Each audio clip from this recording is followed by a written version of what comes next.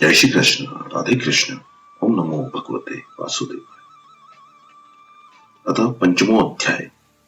श्री भगवान ने चौथे अध्याय के 33वें से 30वें श्लोक तक कर्म तथा पदार्थों का स्वरूप से त्याग करके तत्वदर्शी महापुरुष के पास जाकर ज्ञान प्राप्त करने की प्रचलित प्रणाली की प्रशंसा की और इसके लिए अर्जुन को आज्ञा दी। तत्व ज्ञान प्राप्त करने की इस प्रणाली में कर्मों का स्वरूप से त्याग करके एकांत में परमात्मा तत्व का मनन करना आवश्यक है। अर्जुन के मन में पहले ही युद्ध रूप कर्म न करने का भाव था, क्योंकि वे अपना कल्याण चाहते थे और युद्ध को पाप समझते थे। अतः अर्जुन ने समझा कि भगवान मेरे लिए इस प्रकार कर्मों का स्वरूप से त्याग करके ज्ञान प्राप्ति के लिए साधन करने को कहते हैं। फिर चौथे अध्याय के ही 48वें श्लोक में भगवान ने कहा कि उसी तत्व ज्ञान को साधक कर्मयोग के द्वारा अवश्य ही स्वयं अपने आप में प्राप्त कर लेता है।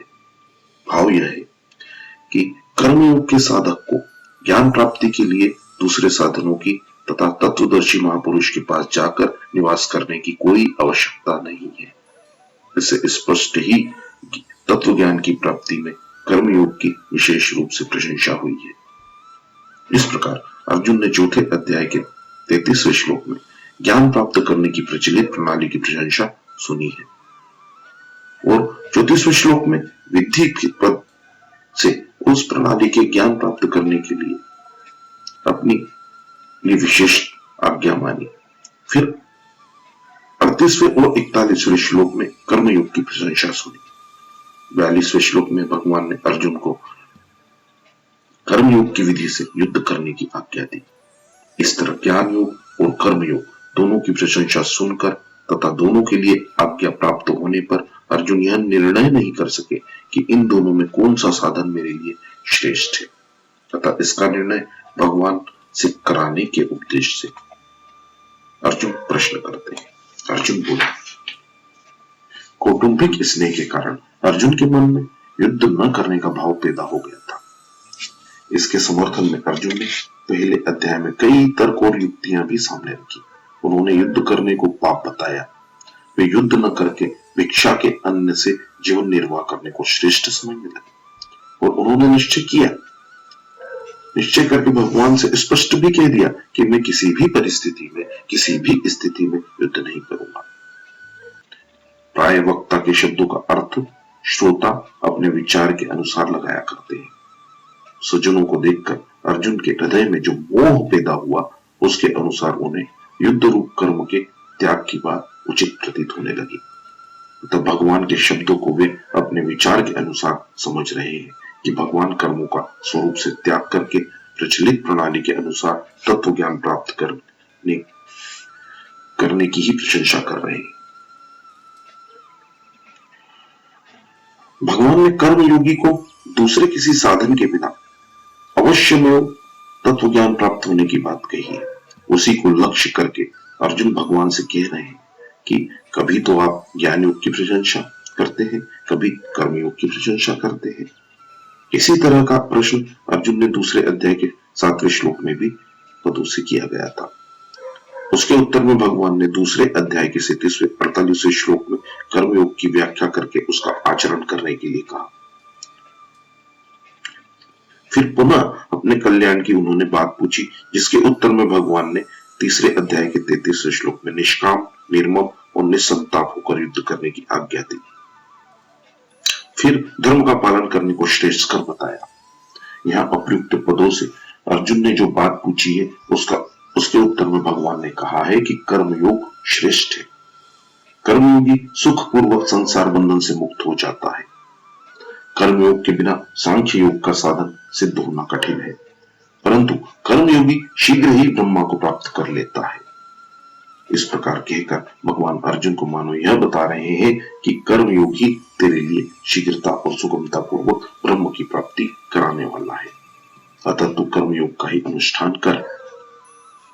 अर्जुन के मन में मुख्य रूप से अपने कल्याण की ही इच्छा थी, इसलिए वे बार बार भगवान के सामने श्रेय विषय जिज्ञासा रखते हैं। कल्याण की प्राप्ति में इच्छा की प्रधानता है। साधन की सफलता में देरी का कारण भी यही है कि कल्याण की इच्छा पूरी तरह जागृत नहीं हुई।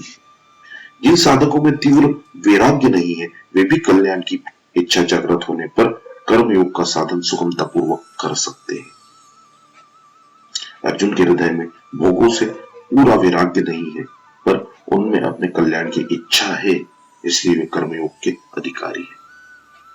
पहले अध्याय के 42-32वें तथा दूसरे अध्याय के 8वें श्लोक में देखने से पता चलता है कि मनुष्य की अर्जुन मृत्यु लोक के राज्य की तो बात ही क्या है, त्रिलोक का राज्य भी उन्हें नहीं चाहते।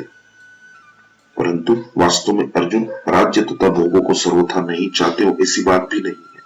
वे कहते हैं कि युद्ध में कुटुंबियों को मारकर राज्य तथा विजय नहीं चाहता। इसका तात्पर्य है कि यदि कुटुंबियों को मारे बिना राज्य मिल जाए तो मैं उसे लेने के लिए तैयार। दूसरे अध्याय के 5वें श्लोक में अर्जुन यही कहते हैं कि गुरुजनों को मारकर भोग भोगना ठीक नहीं है। इसमें यह ध्वनि भी निकलती है कि गुरुजनों को मारे बिना राज्य मिल जाए तो वह स्वीकार है।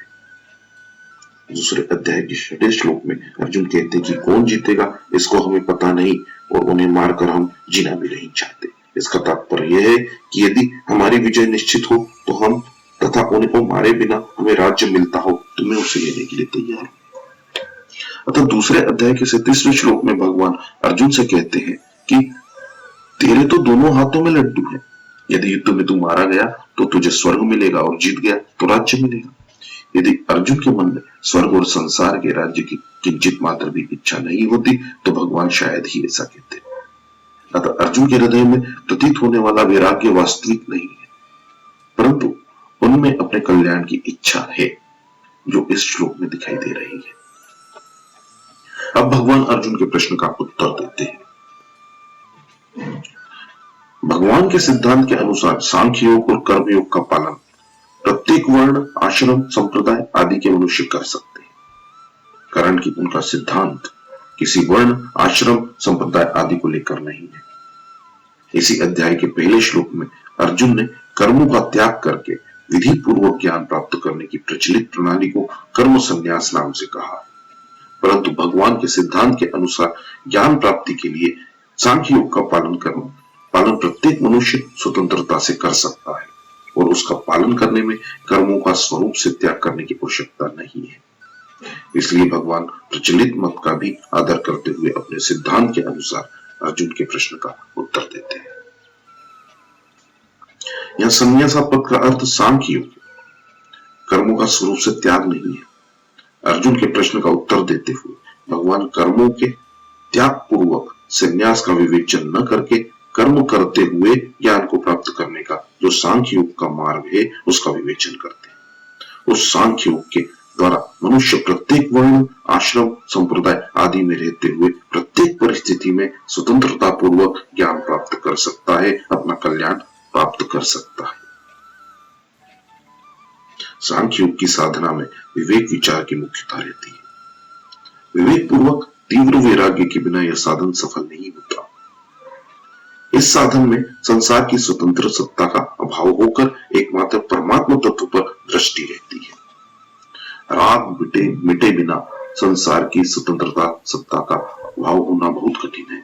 इसलिए भगवान ने देह अभिमानी के लिए यह साधन क्लेश युक्त बताया है। इसी अध्याय के 6वें श्लोक में भी भगवान ने कहा है कि कर्म योग का साधन किए बिना संन्यास का साधन होना कठिन है, क्योंकि संसार से राग हटाने के लिए कर्म योग होना सुगम है। मानव मात्र में कर्म करने का राग अनादिकाल से चला आ रहा है, जिसे मिटाने के लिए कर्म करना आवश्यक है।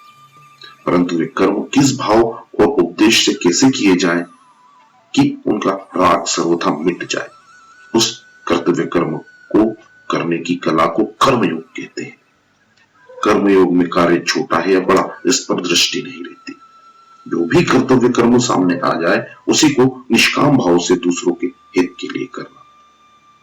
कर्मों से संबंध विच्छेद करने के लिए आवश्यक है कि कर्म अपने लिए न किए जाए। अपने लिए कर्म न करने का अर्थ है कर्मों के बदले में अपने लिए कुछ भी पाने की इच्छा न रखना।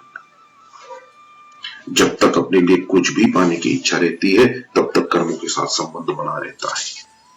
अर्जुन का प्रश्न था कि सांख्य योग और कर्मयोग, इन दोनों साधनों में कौन सा साधन निश्चय पूर्वक कल्याण करने वाला है। उत्तर में भगवान कहते हैं कि अर्जुन, अर्जुन, ये दोनों ही साधन निश्चय पूर्वक कल्याण करने वाले हैं, कारण कि दोनों के द्वारा एक ही समता की प्राप्ति होती है। इसी अध्याय के चौथे 5वें श्लोक में भी भगवान ने इसी बात की पुष्टि की है। 13वें अध्याय के 24वें श्लोक में भी भगवान ने सांख्य योग और कर्मयोग दोनों से परमात्मा तत्व का अनुभव होने की बात कही है। इसलिए ये दोनों ही परमात्मा तत्व के स्वतंत्र साधन हैं। एक ही सांख्य योग के दो भेद हैं। एक तो चौथे अध्याय के 34वें श्लोक में कहा हुआ सांख्य योग, जिसमें कर्मों का स्वरूप से त्याग है, और दूसरा दूसरे अध्याय के 11वें तीसरे श्लोक में कहा हुआ सांख्य योग, जिसमें कर्मों का स्वरूप से त्याग नहीं है। भगवान इन पदों में व्याख्या करते हुए कहते हैं कि कर्मयोगी नित्य सन्यासी समझने योग्य है, क्योंकि वह सुखपूर्वक संसार बंधन से मुक्त हो जाता है। फिर 6ठे श्लोक में भगवान ने कहा है कि कर्मयोग के बिना सांख्य योग का साधन होना बड़ा कठिन है, तथा कर्मयोगी शीघ्र ही ब्रह्म को प्राप्त कर लेता है। तात्पर्य यह है कि सांख्य योग में तो कर्मयोग की आवश्यकता है, पर कर्मयोग में सांख्य योग की आवश्यकता नहीं है। इसलिए दोनों साधनों के कल्याणकारक होने पर भी भगवान कर्मयोग को ही श्रेष्ठ बताते हैं। कर्मयोगी लोक संग्रह के लिए कर्म करता है। लोक संग्रह का तात्पर्य है निस्वार्थ भाव से लोक मर्यादा सुरक्षित करने के लिए लोगों को उन्मार्ग से हटाकर सन्मार्ग में लगाने के लिए कर्म करना, अर्थात केवल दूसरों के हित के लिए कर्म करना। इसी को गीता में यज्ञार्थ कर्म के नाम से भी कहा गया है। जो केवल अपने लिए कर्म करता है वह बंध जाता है, परंतु कर्मयोगी निस्वार्थ भाव से केवल दूसरों के हित के लिए कर्म करता है, अतः वह कर्म बंधन से सुगमता पूर्वक मुक्त हो जाता है। इसलिए कर्मयोग श्रेष्ठ है। कर्मयोग का साधन प्रत्येक परिस्थिति में और प्रत्येक व्यक्ति के द्वारा किया जा सकता है, चाहे वह किसी भी वर्ण, आश्रम, संप्रदाय आदि का क्यों न हो।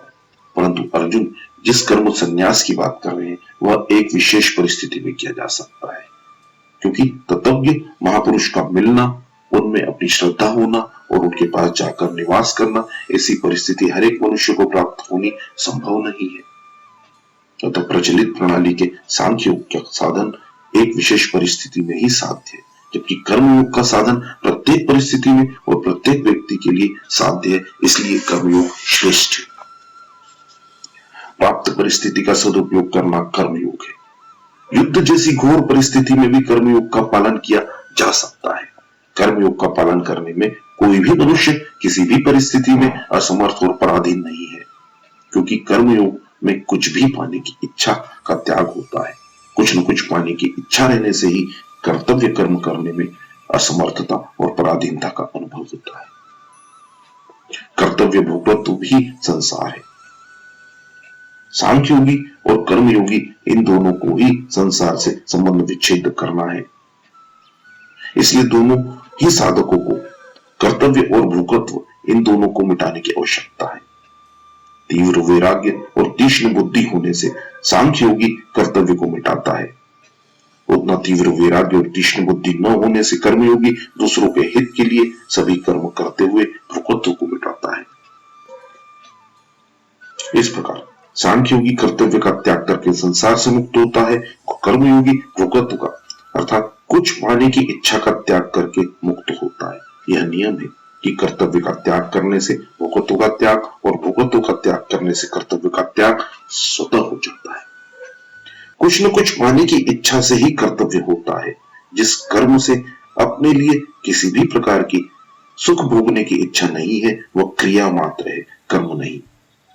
जैसे यंत्र में कर्तव्य नहीं रहता, ऐसे ही कर्मयोगी में कर्तव्य नहीं रहता।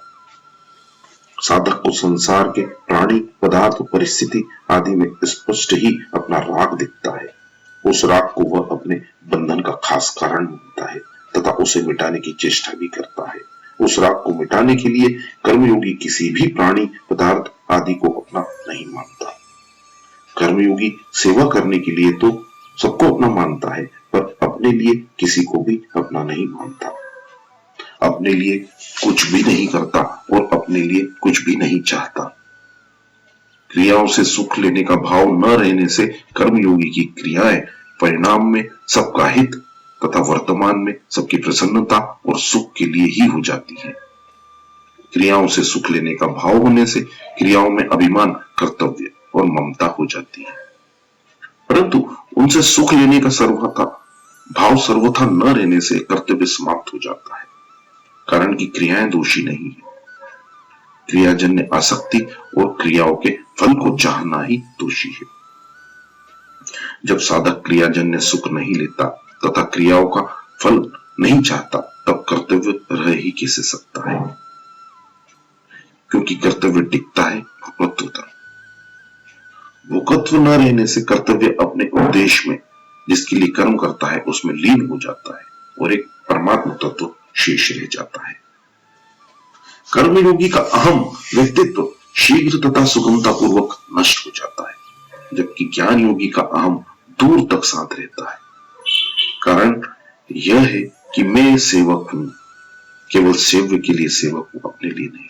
ऐसा मानने से कर्मयोगी का अहम भी सेव्य की सेवा में लग जाता है, परंतु मैं मुमुक्षु हूं, ऐसा मानने से ज्ञान योगी का अहम साथ रहता है।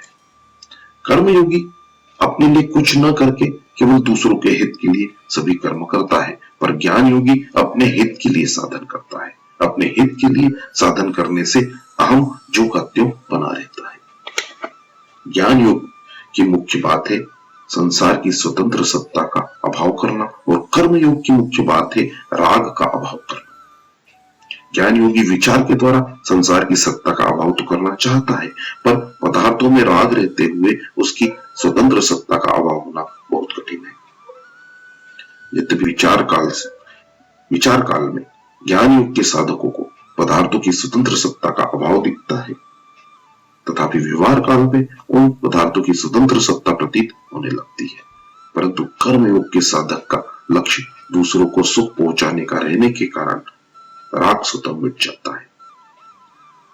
इसके अतिरिक्त मिली हुई सामग्री का त्याग करना कर्मयोगी के लिए जितना सुगम पड़ता है, उतना ज्ञान योगी के लिए नहीं। ज्ञान योग की दृष्टि से किसी वस्तु को माया मात्र समझकर ऐसे ही उसका त्याग कर देना कठिन होता है,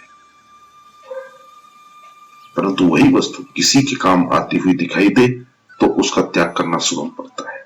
जैसे हमारे पास कंबल पड़े तो उन कंबलों का दूसरों के काम में आते जानकर उनका त्याग करना, अर्थात उनसे अपना राग हटाना साधारण बात है। परंतु यदि तीव्र वैराग्य न हो, उन्हीं कंबलों को विचार द्वारा अनित्य, क्षणभंगुर, स्वप्न के मायामय पदार्थ समझकर ऐसे ही छोड़कर चल देना कठिन है। दूसरी बात, माया मात्र समझकर त्याग करने में यदि तेजी का वैराग्य न हो, तो जिन वस्तुओं में हमारी सुख बुद्धि नहीं है, उन खराब वस्तुओं का त्याग तो सुगमता से हो जाता है, पर जिसमें हमारी सुख बुद्धि है, उन अच्छी वस्तुओं का त्याग कठिनता से होता है। परंतु दूसरों के काम में आती देखकर जिन वस्तुओं में हमारी सुख बुद्धि है, उन वस्तुओं का त्याग सुगमता से ही हो जाता है। जैसे भोजन के समय थाली में से रोटी निकालनी पड़े तो ठंडी, बासी और सूखी रोटी तो निकाल देंगे, परंतु यदि वह रोटी किसी दूसरे को देनी हो तो अच्छी रोटी ही निकालेंगे, खराब नहीं। इसलिए कर्मयोगी की प्रणाली से राग को मिटाए बिना सांख्य योगी का साधन होना बहुत कठिन है। विचार द्वारा पदार्थों की सत्ता न मानते हुए भी पदार्थों में स्वाभाविक राग होने के कारण भोगों में फंसकर पतन तक होने की संभावना रहती है। केवल असत के ज्ञान से, अर्थात असत को असत जान लेने से राग की निवृत्ति नहीं होती। असत को असत जानने से उसकी निवृत्ति तभी होती है जब अपने स्वरूप में स्थित होकर असत को असत रूप से जानते हैं।